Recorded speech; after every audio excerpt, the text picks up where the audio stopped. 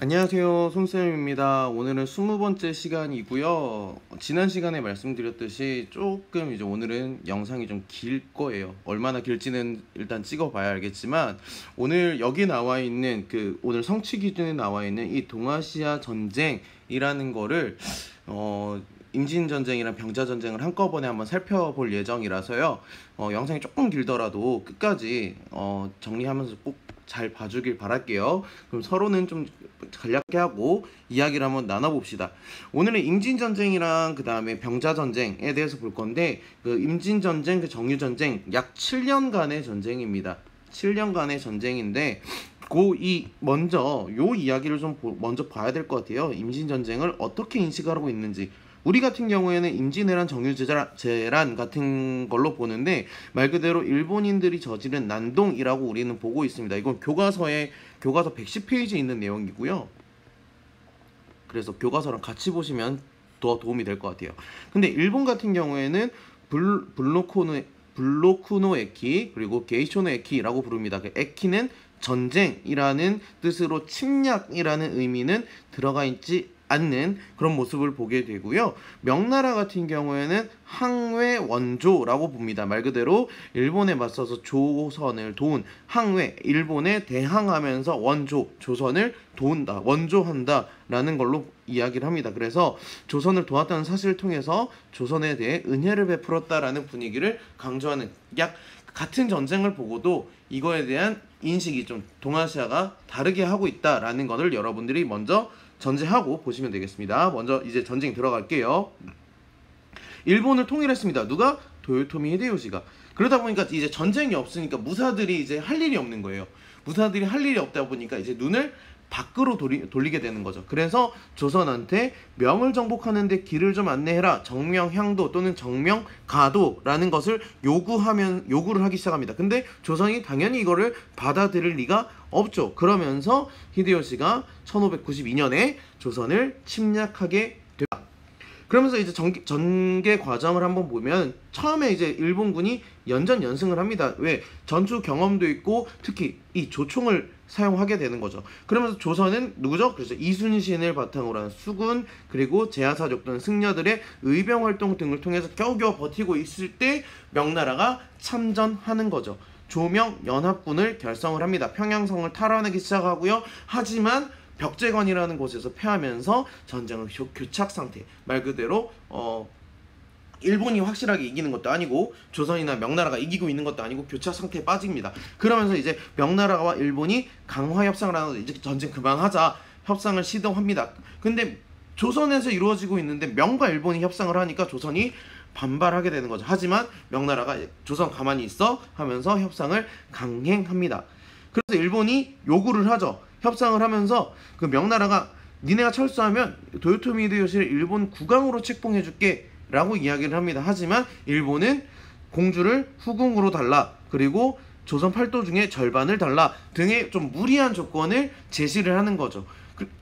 명나라가 일단 일본 국왕으로 책봉은 해주지만 이 나머지 무리한 조건들이 지켜지지 않았기 때문에 다시 한 번 더 전쟁을 일으킵니다. 그게 바로 정유 전쟁이게 되는 거죠. 그러다가 이제 도요토미 히데요시가 1년 만에 사망을 하게 됩니다. 그러면서 이 전쟁이 종결이 되면서 일본군이 빠지기 시작하는 거죠. 그러면서 이순신이 철수하는 과정에서 노량해전 마지막 전투를 하다가 전사함으로써 전쟁이 마무리되는 겁니다. 그래서 전쟁의 순서를 여러분들이 잘 정리를 해 주시고요.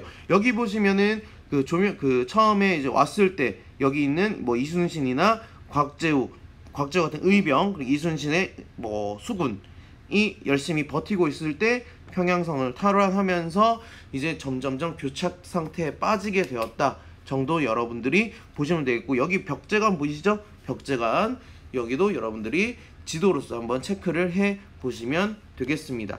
그럼 전쟁 끝나고 어떻게 됐는가? 이 전쟁으로 인해서 동아시아 상태가 좀 많이 바뀌게 되는 거거든요. 어떻게 영향을 미치게 되는지 한번 살펴봅시다. 먼저 조선에서 전쟁이 일어났으니까 토지가 황폐해지는 건 마찬가지겠죠. 그리고 사람들이 많이 죽고, 그리고 일본의 포로로도 끌려갑니다. 그러다 보니까 크게 되는 건 신분 질서가 흔들리게 된다. 그러면서 우리 그 조선 후기에 신분 질서 변동이 일어나게 되는 거죠. 그리고 나서 일본에 대한 적개심, 일본 말 그대로 이렇게 되면서 좀 영원히 함께 할 수 없는 원수. 지금도 그러죠. 그래서 일본이랑 가위바위보도 지면 안 된다라는 말도 농담 삼아 하기도 하잖아요. 반대로 이제 명나라는 우리를 도와줬으니까 나라를 다시 세워준 은인으로 숭상하는, 말 그대로 완전 섬기는, 완전 받들어 바치는 그런 분위기가 높아지고 있는 상황이었습니다. 반대로 명나라 같은 경우에는 전쟁에 오면서 사회 경제적 부담이 커지게 되는 거죠. 왜냐하면 명나라, 우리 지난 시간에 뭐라 그랬어요? 북로남의 화를 입기도 하고 이제 대항해 시대로 서양 세력이 오기도 하고, 근데 정치에는 관심이 없고, 그러면서 내부에 있는 여러 반란들이 시달리게 되는데, 그러면서 조선에 군대를 다시 파견하게 되니 말 그대로 이런 큰 돈을 소모하게 되고 군수물자, 세금 증대 같은 경우에 그런 일로 인해서 백성들의 원망이 높아지게 돼. 이제 백성들도 명나라에 대해서 불만을 가지기 시작한 상황입니다. 그럼 일본은요? 일본은 말 그대로 전쟁에서 그 두 차례 침략 전쟁, 임진 전쟁이랑 정유 전쟁을 거쳐서 조총의 위력을 굉장히 확인하게 됐죠. 그래서 우와, 우리 되게 세구나. 근데 이제 우리나라 문화가 좀 부족하니까 그래, 조선에서 데리고 가자. 그래서 학자, 기술자들이 약탈해간 물자들이 일본 사회 문화 발전에 도움이 됩니다. 우리 그래서 성리학 했을 때 이 학자 중에 대표적인 인물이 강항이라는 사람이 있었다 얘기했었죠. 강항, 여러분이 꼭 성리학과 관련해서 기억해 두시고요. 그리고 나서 이제 그 도요토미 히데요시가 죽고 나서 에도 막부로 바뀌게 됩니다. 센코쿠 시대를 끝나서 이제 도쿠가와 이에야스가, 우리 오다 노부나가는 무슨 전투였죠? 그렇죠, 나가시노 전투였는데, 도쿠가와 이에야스 같은 경우는 세키가와라 전투에서 도요토미 히데요시의 추종 세력을 물리치게 되고요. 에도 막부를 만들게 됩니다. 에도 막부 에도라는 건 지금의 도쿄입니다. 도쿄. 그리고 나서 이제 명나라가 또는 국교를 재개하려고 했는데 실패했고요. 조선 같은 경우에는 다시 국교를 맺으면서 통신사가 오게 된다. 그래서 안팎으로 정치적 위상을 굉장히 많이 과시하게 되더라.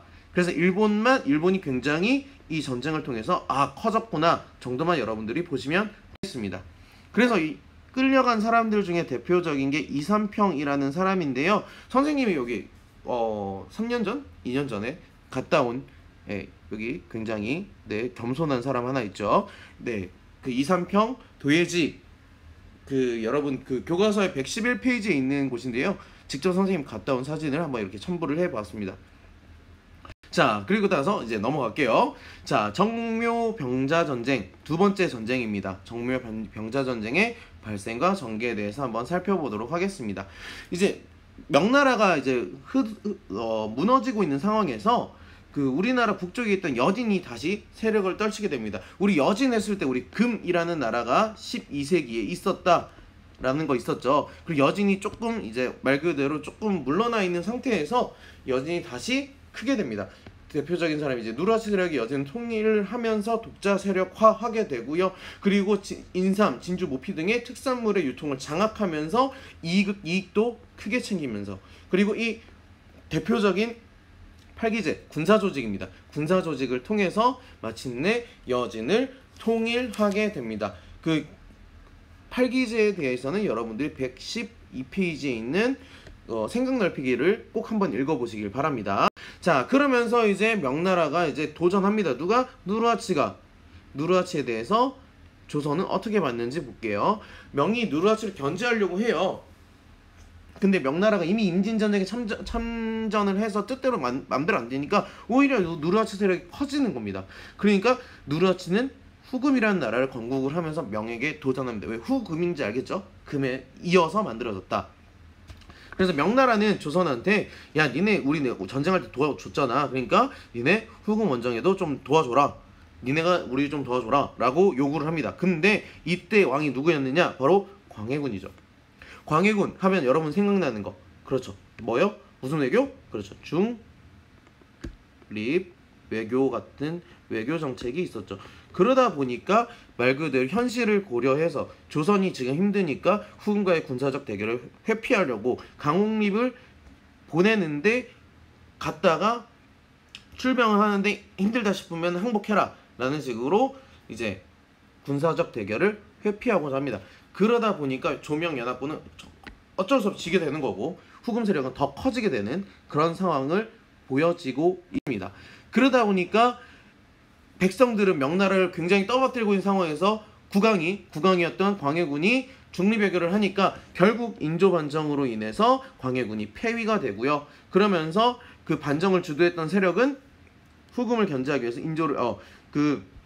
굉장히 명나라에 대해서 원조를 강화하는 그런 상황을 가지고 오게 되는 겁니다. 그러니까 명나라를 다시 도와준다? 조선 니네 도와줘? 그래? 그럼 우리는 전쟁할 거야 너네랑. 그래서 후금이 모문룡을 제거를 하고 조선으로부터 그 교육을 다짐받으려고 침공을 합니다. 그때 인조는 처음에는 어디로 가요? 강화도로 갑니다. 그러면서 이제 강화를 맺게 되는데 그 처음에는 형제 관계를 받아들입니다. 그래서 상황을 먼저 좀 보셔야 되는데 명나라와 조선이 친한데 광해군이 안 도와줬다는 거죠. 그러니까 인조 반정으로 통해서 서인 정권이 들어오게 되고 조선은 명나라한테 지원을 하게 되다 보니 후금이 전쟁을 펼치게 되더라. 그게 바로 정묘 전쟁입니다. 그러면서 형제 관계를 맺게 되고 말 그대로 후금이 형 그리고 조선이 동생이 되는 거겠죠. 그런 관계를 맺게 된다. 그러면서 여러 가지 부당한 또는 불공평한 그런 강화를 맺게 됩니다. 그러다 보니까 이제 후금은 점점 세력이 커지죠. 그래서 명예의 장수 원숭환이 영원전 후투에서 잠깐 승리를 합니다. 그러면서 영향력을 펼치고자 하지만 후금의 군사적 우위는 계속이 되고요. 후금이 이제 누르하치 이어서 홍타이지가 즉위를 하게 됩니다. 점점 명을 압박해 나가는 거죠. 그래서 홍타이지를 황제로 칭하고 국호도 이제 중국식으로 청으로 바꿉니다. 그러면서 명 중심의 중화 질서를 지키려 했던 조선의 반발이 일어나게 되는 거죠. 우리도 황제다. 명도 황제야? 나도 황제야. 라는 걸로 하게 되니까 조선이 어디 감히 너네가 이런 오랑캐가 하게 되는 거죠. 그러니까 후금이 청으로 바꾸고 다시 한번 전쟁을 일으킨 게 그게 바로 병자 전쟁인 겁니다. 그래서 청나라가 황제로 칭하고 연호를 건원하니까 연호를 숭덕으로 만드니까 반발하면서 청과의 형제 관계를 끊자라고 조선 내에서 반발이 일어나게 되고 청은 조선을 다시 침략하게 되는 거죠. 이때 조선의 아까는 강화도로 인조는 강화도로 갔지만 이번에 강화도로 가는 길을 미리 막아버리니까 어디로 간다? 그렇죠. 남한산성. 영화로도 나왔던 그곳으로 가는 겁니다. 지금은 성남 지역에 있는 이 남한산성으로 가고요. 조선 청에 굴복을 하면서 책봉 조공 관계를 맺고 끝나게 되는 겁니다. 그러면서 점점점 조선은 이제 명나라 중심에서 청나라 중심으로 동아시아 국제 질서가 바뀌게 되는 거죠. 여기 보시면 이제 대표적인 게 처음엔 여기 있는 강화도로 갔다가 이제 병자전쟁 때는 남한산성으로 가는 거, 요런 지도도 여러분들이 한번 보시기 바랍니다. 자, 그렇게 여러분들이 정리를 하시면 그래서 어떻게 이 명과 청이 교체했을 때 동아시아는 어떻게 바뀌어 갔는지를 한번 살펴보도록 하겠습니다. 영상이 굉장히 길었어요. 길었는데 그 영상을 보시면서 여러분 다시 한번 더 정리를 하시고요. 오늘 여러분들이 영상을 보시면 선생님이 어디를 다녀온 데가 있습니다. 그 다녀온 데 어디를 다녀왔는지, 그 다녀온 곳은 어떤 사람과 연계가 되어 있는지, 어떤 전쟁과 관련이 있는지 한번 여러분들이 댓글로 남겨주시길 바라겠습니다. 고생 많았습니다. 오늘 내용을 다시 한번 더 정리를 하면 전쟁 두 번 일어납니다. 무슨 전쟁? 그렇죠. 임진전쟁과 그리고 병자전쟁이 일어나는데 그 사이에 있었던 그 임진전쟁과 정유전쟁을 세트로 묶어서 보시고요. 병자전쟁에 앞서서 있었던 정묘전쟁까지 세트로 한번 여러분들이 정리를 해보시면서 그로 인해서 일어났던 변화, 그래서 그 변화로 인해서 일어났던 이런 것들, 그래서 명 중심의